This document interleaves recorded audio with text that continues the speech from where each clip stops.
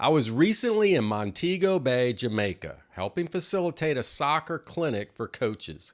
Now, this was part of a relief effort 1 year after Hurricane Melissa devastated the area. Here we are at St. James Parish Church in downtown Montego Bay.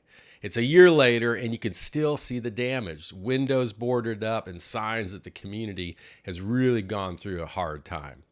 And so I was asked to lead this short clinic, and I have one ball, two small goals, and this little space between the church and another building. I wouldn't even call it a very good field, but it was a field. It was dirt, it was overgrown with grass, it was hot out, there were rocks everywhere.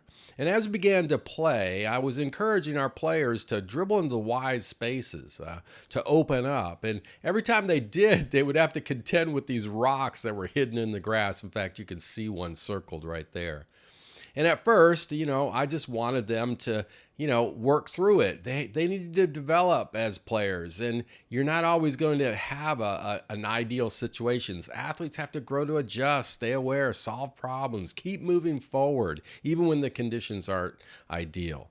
Well, soon, older coach walked over and started picking up these rocks, these large rocks. And, that's kind of what we do as parents, isn't it? Our first instinct is to remove all the rocks in our athlete's path, the unfair coaches, the difficult teammates, the missed opportunities, the disappointment, the setbacks. We want to remove all those rocks. But, sometimes resistance is necessary for growth. Resistance teaches our athletes ownership, adaptability, courage. Those are things that we need in the game, especially when the game gets faster and pressure gets greater and there's no one there to rescue us. But, too much resistance can also be harmful. It can create this unnecessary stress, fear, injury, burnout, and it can cause us to lose joy in the game. So the question isn't should I remove a rock?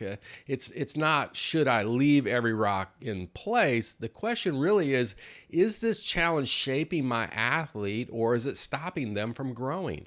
Great parents do not clear the entire field, but they also don't stand there and have allow unnecessary obstacles to overwhelm their child. Sometimes love means letting them play through the rocks. And sometimes love means bending down, picking up a few of them, and helping them be able to move forward. We don't want to remove every rock, but we want to learn which ones are shaping them and which ones are stopping them.